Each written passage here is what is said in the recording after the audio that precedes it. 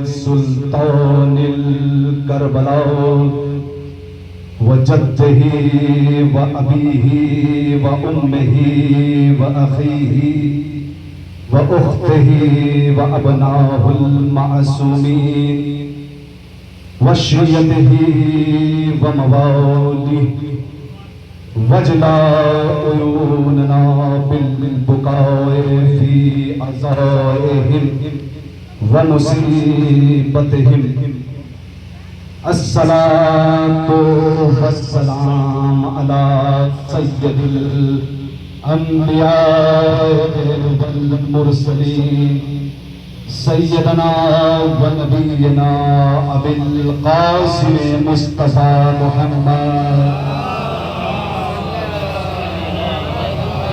وآله الطيبين الطاهرين المعصومين ولعنة الله على أعدائهم أجمعين أما بعد فقد قال رسول الله صلى الله عليه وآله وسلم إن الحسين مصباح الهدى وسفينة النجاة السلام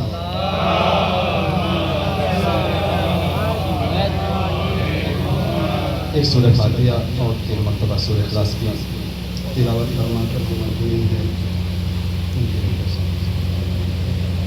لسٹ تھوڑی لمبی ہے آپ پڑھنے میں تھوڑی کم آپ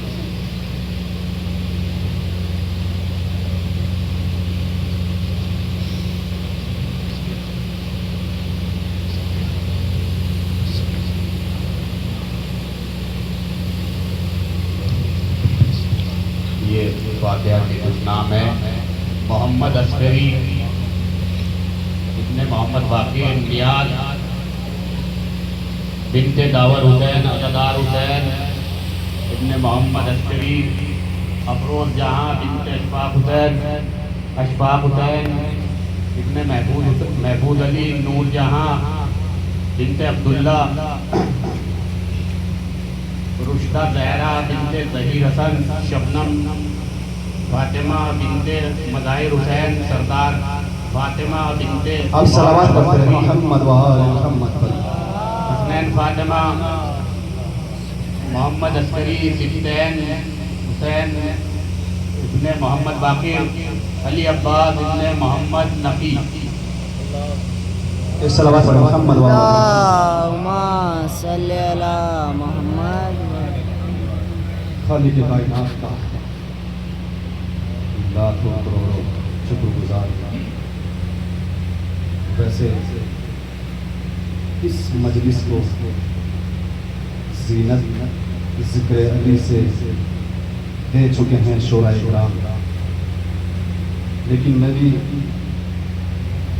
ثواب کی نیت سے چند منٹ آپ کی خدمت میں رہوں گا. یقیناً یہ سید الشہداء کی عزاداری ہے کہ جو اپنے محب کو کھینچ لاتی ہے. ورنہ آپ دیکھیں کہ کوئی بھی جب بھی کہیں بھی سید الشہداء کا فرش بچھاتا ہے تو ان کے چاہنے والے فوراً جمع ہو جاتے ہیں. نہ وہ سردی کا احساس کرتے ہیں نہ گرمی کا احساس کرتے ہیں، بلکہ اگر لفظوں کو پلٹ کر یہ کہہ دوں کہ جب بھی شمع عزا جلایا جاتا ہے تو اس کے پروانے اس کے ارد گرد جمع ہو جاتے ہیں. جب بھی یہ شمع عزا کا بچھایا جاتا ہے تو اس کے پروانے اس کے ارد گرد جمع ہو جاتے ہیں. کیوں بھائی؟ اس لیے اس مجلس کا فلسفہ، اس مجلس کا ہدف یہی تو ہے کہ اس جگہ پر آ کر ہم یہی تو بتانا چاہتے ہیں یا مولا ہم آپ کے ہاتھ پر بیعت کرنے کے لیے آئے ہیں. اب آپ کے ہاتھ پر بیعت کر چکے ہیں، آپ کو کوفیوں کی طرح تنہا نہیں چھوڑیں گے. اے میرے مولا ہم آپ کے ہاتھ پر بیعت کرنے کے لیے حاضر ہو گئے ہیں، ہم تجدید بیعت کے لیے حاضر ہو گئے ہیں.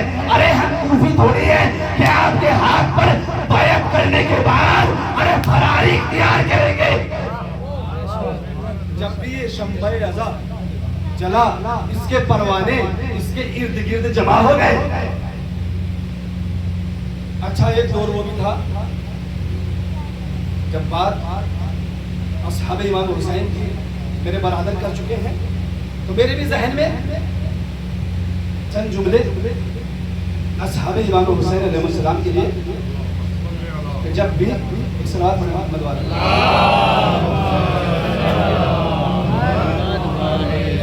کہ جب بھی یہ شمع ازا جہاں بھی جس وقت بھی بچھایا گیا اس کے پروانے اس کے ارد گرد جمع ہو گئے.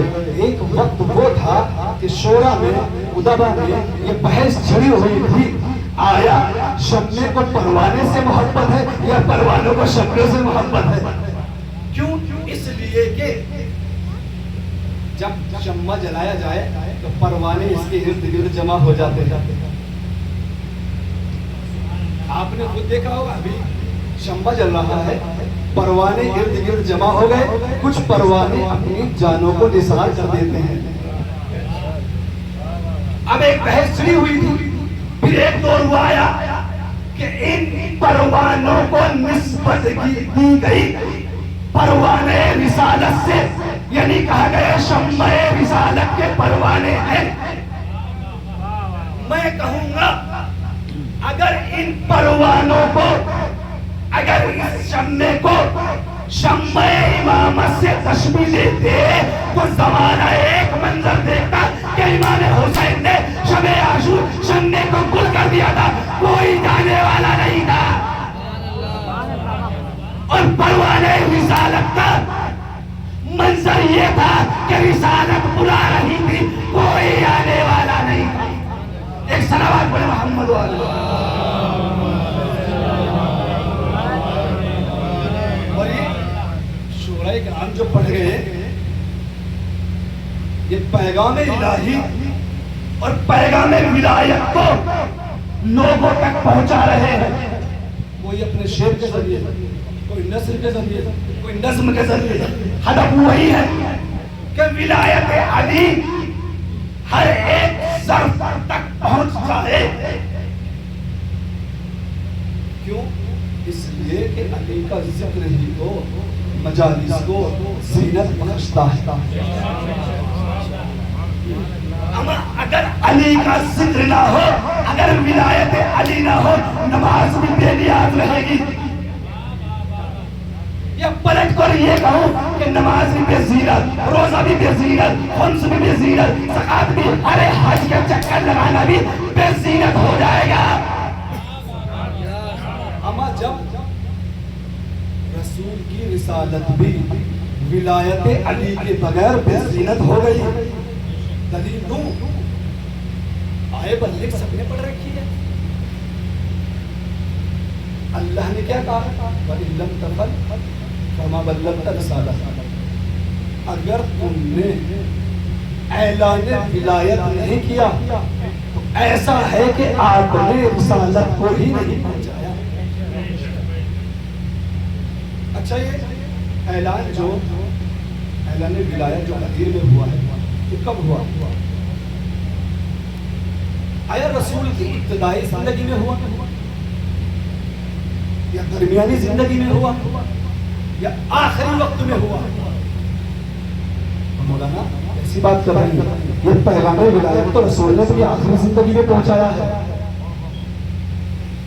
یعنی رسول تمام احکام الہیہ کو پہنچا چکے ہیں. تمام احکام الہیہ کو رسول پہنچا چکے ہیں. اب اللہ یہ کون سا پیغام ہے کہ جس کو اللہ کہہ رہا ہے اگر یہ نہ پہنچایا تو گویا ایسا ہے کہ کار رسالت ہی انجام نہیں دیا. تو سوچو سمجھو تفکر کرو تدبر کرو یہ کون سا پیغام ہے کہ جب اللہ کا رسول بھی اگر اس پیغام کو نہ پہنچائے تو ان کی رسالت بھی ختم قدریں پڑی. ارے جب رسول کی رسالت اعلان علی کے بغیر، اعلان ولایت علی کے بغیر مکمل نہ ہو سکی تو تمہارے روزے، تمہاری نمازیں، تمہارا حج کیسے مکمل ہوگا؟ ایک صلوات پڑھنا.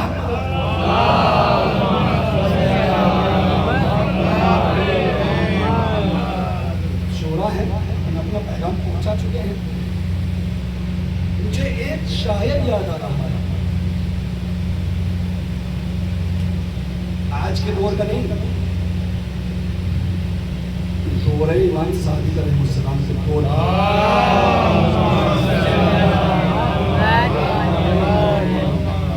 محمد بن اسماعیل ابریہ حمیری. اس شاعر کو امام صادق نے جو لقب دیا ہے، اس لقب پہ توجہ کی. لقب کیا دیا ہے؟ سید الشورا. اب آپ سوچیں کہ جس شاعر کو صادق آل محمد سید الشورا کہیں، بھائی آپ ہم کہتے ہیں شاعر اہل بیت، بہت بڑا شاعر ہے، خدائے سبحان فلا لقب دے رہے، فلا دے رہے، اور یہ وہ لقب دے رہا ہے کہ جس کی زبان رسول کی زبان ہے. وہ کہہ رہا ہے کہ یہ حمیری سید الشورا ہے. اے میرے مولا، اے صادق آل محمد، آپ اس شاعر کو سید الشورا کیوں کہہ رہے ہیں؟ اس کا کارنامہ ایسا کیا ہے؟ جب میں نے تاریخ کو پڑھنا شروع کیا تو مجھے ملا کہ ہمری کا کام فقط اور فقط یہ تھا کہ لوگوں کے درمیان میں جاتے تھے اور کہتے تھے ارے مجھے کوئی فضائل علی کو سناؤ، ارے کوئی مجھے فضائل علی کو سناؤ تاکہ میں اس کو نظم میں ڈال کر امام صادق کی خدمت میں پڑھوں.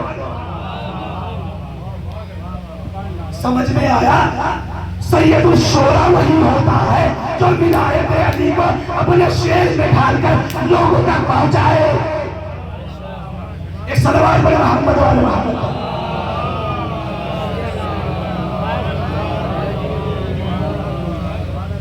ہم میں نے جس حدیث مبارکہ کو پڑھنے کا شرف حاصل کیا، تمہیدی گفتگو کی. اللہ کا حبیب، اللہ کا سب سے محبوب ترین مثال، وجہ خلقت کائنات، وہ رسول کیونکہ کلام کو دیکھنے کے پہلے اس شخصیت کو دیکھ لیا جائے کہ جو کلام کہہ رہا ہے، تاکہ حدیث کی عظمت واضح ہو جائے. کون فرما رہا ہے؟ وہ رسول جس کا پورا وجود رحمت ہے، جس کا بدن کا ایک ایک اعضاء معجزہ ہے. ارے جس کی زلف و رحمت ہے، یا پلٹ کر یہ کہہ دوں کہ جس کا سر اس طرح معجزہ ہے کہ جہاں سے گزرتے ہیں تو آسمان بھی بادل بھی اسی کی طرف چلتا جاتا ہے. ارے آنکھوں کو دیکھو تو آنکھوں کا معجزہ یہ ہے جیسے آگے دیکھتی ہے ویسے پیچھے دیکھتی ہے. ارے جس کی زبان کا معجزہ یہ ہے اگر وہ آب بہن ارے کسی کنویں میں ڈال دیا جائے تو پانی بھی شیرین ہو جائے. یا پلٹ کر یہ کہہ دیا جائے کہ مشکل کشا بھی جو کائنات کا مشکل کشا ہے، جب اس پر بھی مصیبت آئی، جب اس کی بھی آشوب چشم ہوا تو وہاں بھی لعاب رسول ہی کام آیا. اب سمجھ میں آیا کہ رسول کا ایک ایک اعضا معجزہ ہے. ارے جس کا سینہ معجزہ ہے اس اعتبار سے کہ اس کے قلب پر پورا قرآن اتر آیا. ارے جس کا کلام، جس کی زبان ایسی زبان کہ جب بولے تو حدیث بن جائے، ارے جس کا چلنا سیرت بن جائے، ارے جس کا بولنا گفتار بن جائے، ارے جس کا بولنا حدیث بن جائے، بھلا پھر اس میں ہزیان کیسا؟ جس کی حدیث بولنا، جس کا تکلم کرنا ارے حدیث بن جائے، جس کا چلنا سنت بن جائے، جس کا توڑنا سنت بن جائے، ارے اس کے الفاظ میں ہزیان کہاں سے آ گیا؟ جس کے ہاتھوں کا معجزہ یہ ہے کہ ہاتھوں سے پانی ٹپکتا ہے، جس کے پیروں کا معجزہ یہ ہے کہ اگر ابو ایوب انصاری کے کنویں کا پانی کھارا ہو اور آپ اپنے پیروں کا دھوبن اس کنویں میں ڈال دے تو وہ بھی شیرین ہو جائے۔ اب جملہ دینے جا رہا ہوں، عزادارو سوچو، ارے جس کے پشت پر مہر نبوت ہو، ارے علی اسی مہر نبوت پر پاؤں رکھ کر چل جائے۔ علی کی کیا عظمت کہ جہاں مہر نبوت ہے، فتح مکہ کے وقت رسول کہہ رہے علی چل جاؤ میرے قدم پر۔ اور جس رسول کی جوتی کا معجزہ بھی یہ ہے کہ جب وہ معراج پر پہنچے، جہاں جبریل بھی رک جائے اور کہے اے اللہ کے نبی اگر ایک قدم بھی آگے بڑھا تو میرے پر چل جائیں گے، ارے جہاں جبریل کے پر چلتے ہیں وہاں رسول کی نالے میں پاک پہنچ جاتا۔ جہاں جبریل کے پر چل جائیں وہاں رسول کی نالے میں پاک پہنچ جاتی ہیں۔ پورا کا پورا بدن رسول کا معجزہ ہے۔ اچھا زلفیں، اللہ نے کیا کہا کہ میں نے رسول کو رحمت بنا کر بھیجا ہے نہیں اس کے لیے پوری کائنات کے رسول کے چہرہ بھی رحمت، زبان بھی رحمت، گلا بھی رحمت، سینہ بھی رحمت، بازو بھی رحمت، پیر بھی رحمت، ارے زلفیں بھی رحمت۔ اور وہی زلفیں رسول سواری بن کر حسن و حسین کے ہاتھوں میں دے رہے ہیں۔ اب مجھے بتائیے رسول نے اپنی پشت پر دو نواسوں کو بٹھایا ہے، مولانا بیٹھے ہوئے ہیں، ان کا مزاج اور میرا مزاج ایک نہیں ہے، ان کا فکر میری فکر ایک نہیں ہے۔ رسول ہے رحمت اور ایک رحمت کی زلف حسن کے ہاتھ میں، دوسری حسین کے ہاتھ میں۔ اب جب دو زلفیں حسن اور حسین کے ہاتھ میں ہیں، اب ایسا بھی ہو سکتا ہے حسن ایک طرف موڑ دے، حسین ایک دوسری طرف موڑ دے۔ اب مجھے بتائیے رحمت کدھر جائے گی؟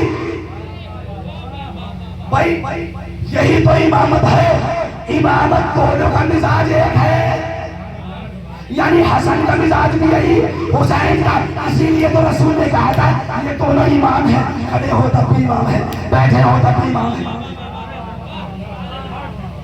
اب یہ جملوں کو پلٹ کر یہ کہہ دیا جائے ارے جو کائنات کے لیے رحمت بن کر آیا اس رحمت کو حسن اور حسین جس طرف چاہے موڑ ایک صلوات پڑھو محمد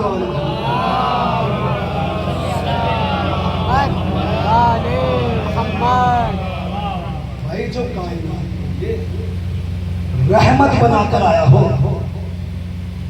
جو اس کائنات کے لیے رحمت ہو، وہ رحمت کی زلفیں۔ اچھا اس بات کو یہ حدیث متفق علیہ ہے، یعنی اہل سنت نے بھی لکھا، اہل تشیع نے بھی لکھا، بہت مشہور حدیث ہے۔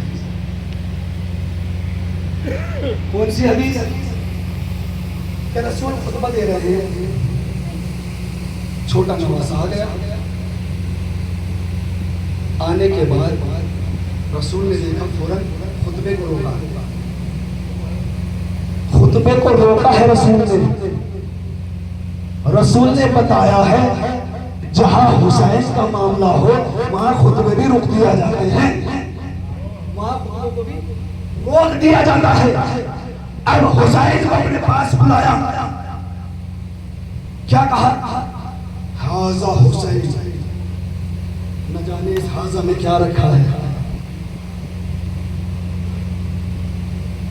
कि कभी रसूल कहता है मन कुन्तु मौलाहु फहाजा अली मौला, कभी कहता हाजा हुसैन फअरिफहु, ये हुसैन है इसको पहचानो। आप ईमानदारी से बताएं, रसूल खुतबा दे रहे हैं, रसूल खिताब कर रहे हैं, किससे? कौन है? असहाब से।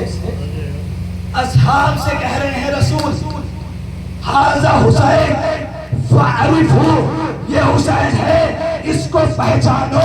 रसूल बताना चाह रहे जब असहाब को भी पहचानने का हुक्म हो रहा है तो आप और हम किस चीज में आते हैं? अब आगे जो सुनिए रसूल क्या कह रहे हैं, हाजा हुसैन फअरिफहु जब तो हूँ फिर जन्नत, इसका जब जन्नत में है। आप मुझे बताए जब किसको कहते हैं? किसको कहते हैं? दादा को ना, नाना को, दादा को जद कहते हैं अरबी में। रसूल क्या कह रहे हैं? हुसैन है इसका जब जन्नत में है। पर दादा कौन है? लोग झगड़ रहे हैं जन्नत पर, फला जन्नत में जाएगा, फला जन्नत में जाएगा। अरे जन्नत का रास्ता मस्जिद से जाता है, फला जन्नत में। रसूल कह रहे देखो हुसैन है इसका दादा जन्नत में है, लोग कयामत में जन्नत में जाएंगे, हुसैन का दादा अभी से जन्नत में है। लोग तो कयामत में। अच्छा बहुत बड़ी बहस है, फला जन्नत, फला जन्नत, फला जन्नत, फला जन्नत। बहुत लड़ाई 1400 साल से इसी बात पर हो रहे हैं। कभी अली वालों को सुना है अली के बारे में झगड़ते हुए कि अली जन्नत में जाएगा, हसन जन्नत में जाएगा, हुसैन जन्नत में जाएंगे, हजरत ज़हरा जन्नत में जाएंगे? कभी सुना है? अरे क्यों कहे भला? अरे जो वाली के जन्नत हो उनके लिए नहीं कहा जाता वो अपने घर में जाएंगे। अरे मेहमानों को कहा जाता है अरे मेहमान आ जाए। अभी मैं आपके यहाँ मेहमान बन गया हूँ, आपने बोल लिया मौलाना कहाँ पहुंचे हैं? भाई कह रहे भाई मौलाना रास्ते में है, आधे घंटे में आ जाएंगे, 1 घंटे में आ जाएंगे, 10 मिनट में आएंगे, 5 मिनट में। क्यों भाई? उम्मीद है आएंगे, लेकिन आपने कभी अपने आप से कहा कि मैं घर कब आऊंगा? कहा कभी? क्योंकि हुसैन का जन्नत घर है। अच्छा अजीब बात, आप पूरी तारीख इस्लाम पढ़ना, आदम से लेकर आज तक की तारीख पढ़ी, आदम ने जन्नत की जिम्मेदारी नहीं ली। आप कुरान पढ़िए, तमाम नबियों की एक ही कोशिश थी कि हर इंसान को इबादत इलाही की तरफ लाए। आदम ने गारंटी नहीं ली, नूह ने नहीं ली, इस्माइल ने नहीं ली, इसहाक ने नहीं ली, इब्राहिम ने नहीं ली, हजरत नूह ने नहीं ली, किसी भी नबी ने जन्नत की गारंटी नहीं ली। ये नहीं कहा कि आओ मेरी तरफ मैं तुम्हें जन्नत दे दूं। रसूल ने कहा जन्नत के लिए क्या कहा कि अली नसीमुन नार वल जन्नह, फातिमा तो सैयदतुन निसाइल अहले जन्नह, अल हसन वल हुसैन सैयद शबाब अहले जन्नह। कहीं नहीं मिलेगा रसूल ने कहा हो मैं जन्नत बांटूंगा। ऐ मेरे परवरदिगार, ऐ अल्लाह के महबूब करीम रसूल, ये आपका उम्मती आपसे हाथ जोड़कर पूछता है आपने जन्नत अपने नाम क्यों नहीं की? आपको मिसाल से समझा दूं, जैदी साहब है, इनके यहाँ एक बाग है बहुत खूबसूरत, मैं जानता हूँ, जान पहचान है। अब मैं बगैर बताए बाग में चला गया, भाई जानने वाले का है, तोड़कर जैसे ही मैंने फल तोड़े माली आ गया, माली आकर कहने लगा भाई आप कौन? मैंने कहा भाई मैं जैदी साहब का रिश्तेदार हूँ। उसने कहा जैदी साहब ने तो ये फल बेच रखे हैं। जैदी साहब ने तो इन फलों को बेच दिया।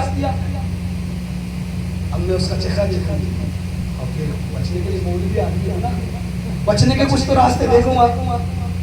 اب میں نے کہا بھائی کس کو بھیج دیا؟ اب اس نے 5 نام لیے کہ فلاں فلاں فلاں فلاں فلاں، 5 نام اس نے لیے. اتفاق یہ ہوا کہ اس مولوی کی جان بچ گئی کیونکہ ان 5 میں بھی ایک جاننے والا تھا. میں نے کہا بھائی ان 5 میں ایک میرا جاننے والا ہے. ایسا کرنا جب آپ کا بٹوارا ہو اس 5 کے حصے کے مجھے نہیں دے دینا، وہاں پر آپ کاٹ دینا. یعنی میں 5ویں کا سہارا لے کر بچ گیا. اللہ جانتا تھا. کیوں؟ اس لیے کہ خلیفۃ المسلمین نے خلیفۃ المومنین کے لیے کچھ کہا تھا. کیا کہا تھا؟ لا یجوز احد السواد الا كتب له علی الجواز. حضرت ابو بکر نے فرمایا کہ میں نے رسول سے سنا ہے کہ کوئی بھی جنت میں نہیں جائے گا، کوئی بھی پلسرات سے نہیں گزرے گا جب تک اس کے پاس علی کا لکھا ہوا جواز نہ ہو. حضرت ابو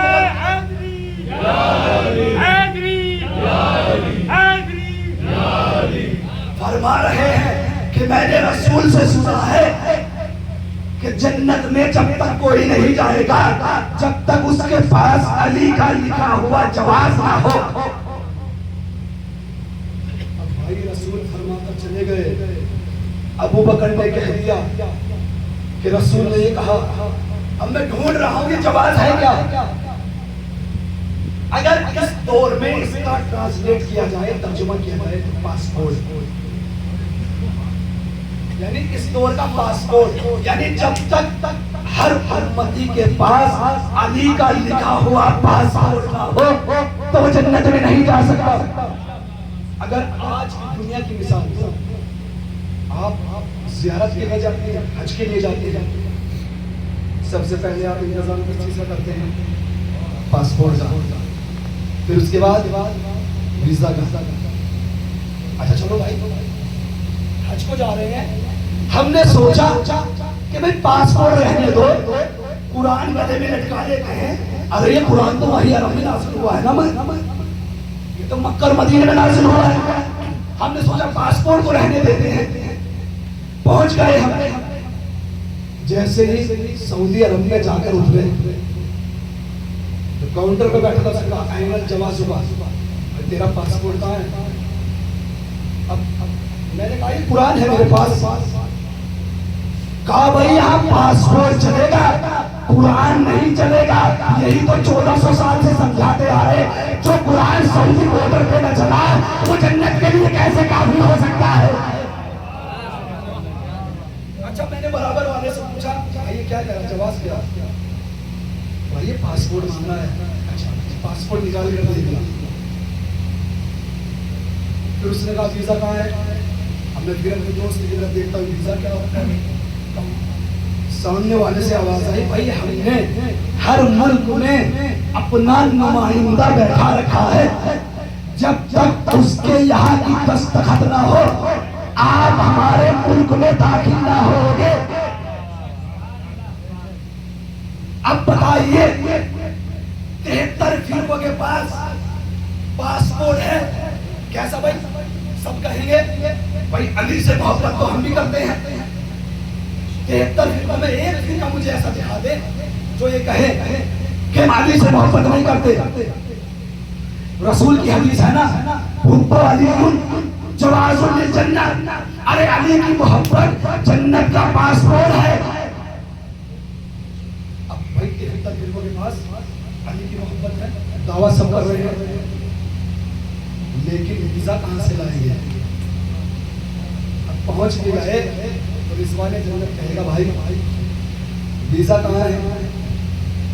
2 ملک ہے نا بھائی، ہر انسان کو مرنا ہے. 2 ملک ہے جہاں پر آپ کو جانا ہے، جہاں پر ہر انسان جائے گا، یا جنت ہے یا جہنم ہے. اس کے علاوہ تو دوسرا ہے نہیں. اب جنت میں جانے کا جو پاسپورٹ ہے وہ محبت ہے. اب جب ہم جنت میں مجھے کہا ویزا کہاں ہے بھائی ہمارے ملک میں، اب وہ کیا ہوگی؟ کہا ہم نے اپنا نمائندہ دنیا میں بھیج رکھا تھا. ارے ہم نے ہر دور میں اپنا ایک نمائندہ بھیج رکھا ہے. اگر نمائندہ نہ ہو تو کم سے کم نائب امام تو ہے. اور یہ تقلید نہ کرنے والوں کے چہرے پہ تماچا ہے. کم سے کم تقلید تو کرتے رہو. اگر تقلید نہ کرتے ہو تو پھر کیسے جاؤ گے؟ آدم کو بھی حق نہیں، کیوں نہیں آدم کو؟ ادریس کو بھی حق نہیں ہے، نوح کو بھی حق نہیں ہے، ابراہیم کو بھی نہیں ہے، اسماعیل کو بھی نہیں ہے، اسحاق کو بھی نہیں ہے، یوسف کو بھی نہیں ہے، یونس کو بھی نہیں ہے، یحییٰ کو بھی نہیں ہے، زکریا کو بھی نہیں ہے، موسیٰ کو بھی نہیں ہے، ہارون کو بھی نہیں ہے، عیسیٰ کو بھی نہیں ہے. ارے جنت کا حق اللہ نے فقط اور فقط 4 کو دیا ہے کہ یہ ہے، یہ آپ کو جنت میں پہنچا سکتے ہیں. ہر انسان جنت کی جستجو میں ہے. اچھا ایک بات پوری رہ گئی تو اس کو بھی کہتا چلو. کہا جب میں 5ویں کا سہارا لے کر نکل گیا، اللہ یہی سمجھانا چاہ رہا ہے کہ قیامت میں ہر انسان یہ تو کہہ دے گا ارے ہم تو رسول کا کلمہ پڑھتے تھے. اللہ کہے گا میں نے رسول کو جنت دی ہی نہیں. علی اللہ کے حکم سے رسول نے تو کہہ دیا تھا حسن جنت کے سردار ہے، حسین جنت کے سردار ہے، فاطمہ جنت کی سردار ہے، علی جنت کے سردار ہے، زین العابدین جنت کے سردار ہے. ارے امام باقر کی جنت، ارے ان کی اولاد تو جنت کی سردار ہے. اچھا جنت اتنی بڑی بات تھوڑی ہے کہ ہر آدمی جنت جنت جنت کرتا پھر رہا ہے. علی والے کبھی جنت کے پیچھے جاتے ہیں. بھائی جو چیز آپ کے پاس ہو اس کے پیچھے آپ کی جائے. کربلا جیسی نعمت آپ کی جھولی میں، فرش عزا جیسی نعمت آپ کی جھولی میں، کہ جنت کی خواہش کیوں؟ جنت تو علی کے نوکر بانٹا کرتے ہیں. یاد ہے نا بہلول کا واقعہ؟ جنت تو ان کے پر کے بہلول بانٹتے ہیں. اب بتائیے مجھے ایماندار سے تو تاریخ پڑھتے ہیں جب بہلول نے جنت بانٹی تھی تو اس وقت بہلول کہاں کا بغداد میں. بہلول نے کس زمین کس سرزمین کی مٹی سے جنت بنائی؟ بغداد. اب تاریخ پڑھے بغداد ہمیشہ سے دشمن آل محمد کی سرزمین رہی ہے. علی والا اسی کو کہتے ہیں جو دشمن کی سرزمین سے بھی جنت کو نکال کے لے آئے. اچھا مجھے بتائیے یہ تو دشمنوں کی سرزمین تھی کہ جہاں سے بہلول نے جنت بنائی. سوچو اگر یہی مٹی نجف کی ہوتی، یہی مٹی مدینہ کی ہوتی، یہی مٹی کعبے کی ہوتی، یہی مٹی کربلا کی ہوتی تو سوچو بہلول کیا بناتے. یہ تو دشمنوں کی سرزمین تھی کہ بہلول نے جنت بنائی ہے. ورنہ اگر نجف کی مٹی ہوتی، کربلا کی مٹی ہوتی، مدینے کی مٹی ہوتی، کعبے کی مٹی ہوتی تو کیا بناتے. وقت بھی پورا ہوتا جا رہا ہے. آپ کے سامنے مسائل مولانا پرویز صاحب پڑھیں گے. 2 جملے اور پڑھیں تاکہ فرش عزا کی عظمت کے لیے کہ لوگ کہتے ہیں کہ جنت کا راستہ مسجد سے جاتا ہے. ان کے لیے بھائی کون سی مسجد سب سے دنیا کی سب سے بڑی مسجد کہاں ہے؟ مسجد النبی صلی اللہ علیہ وسلم. اس سے جنت کا راستہ جاتا ہے. اور وہ جنت کا راستہ کون سا ہے؟ وہ جنت کا راستہ وہ دروازہ ہے کہ جہاں سب دروازے بند کر دیے گئے تھے، صرف اور صرف علی کا دروازہ کھولا گیا تھا. علی کا دروازہ ہی تو جنت کا دروازہ ہے. ایک صلوات بڑے محمد والے محمد جھولا برآمد ہونا ہے. 2 جملے سنیے آپ کی زحمت تمام. جب یہ حدیث جو میں نے کہا کہ حاذا حسین فاروق کو یہ جب سنی تو ایک جلیل القدر صحابی جس کا نام آپ میرے حساب سے ہر بچہ جانتا ہوگا، حضرت ابو ہریرہ رضی اللہ تعالیٰ عنہ۔ کون نہیں جانتا اس کا نام؟ جلیل القدر صحابی ہے۔ کہتے ہیں کہ جب بھی امام حسین مدینے کی گلیوں میں چلتے تھے تو یہ امام حسین کے قدموں کی مٹی کو اٹھاتے تھے اور اپنے چہرے پہ ملتے تھے۔ کسی نے پوچھا آپ ایسا کیوں کرتے ہیں؟ کہا آپ نے نہیں سنا کہ رسول نے کل ہی تو کہا تھا کہ حسین کو پہچانو؟ ارے میں پہچان گیا ہوں، مجھے پتا ہے کہ ان کے قدموں کی مٹی بھی کیا مرتبہ رکھتی ہے۔ ارے جس کے قدموں کی مٹی یہ مرتبہ رکھتی ہو، اس کے بچے کا جھولا، اس کے بچے کا جھولا کیا مرتبہ رکھتا ہوگا۔ خداوند عالم سے دعا گو ہوں کہ آپ کی اس عبادت کو اپنی بارگاہ میں قبول فرمائے اور آپ کو زیادہ سے زیادہ عزاداری سید الشہداء کرنے کی توفیق عطا فرمائے اور ہم سب کے قلوب میں اہل بیت کی محبت کو اضافہ فرمائے اور ہم سب کو اہل بیت کے ساتھ قیامت میں محشور فرمائے۔ آمین رب یا رب العالمین۔ صلوات علی محمد۔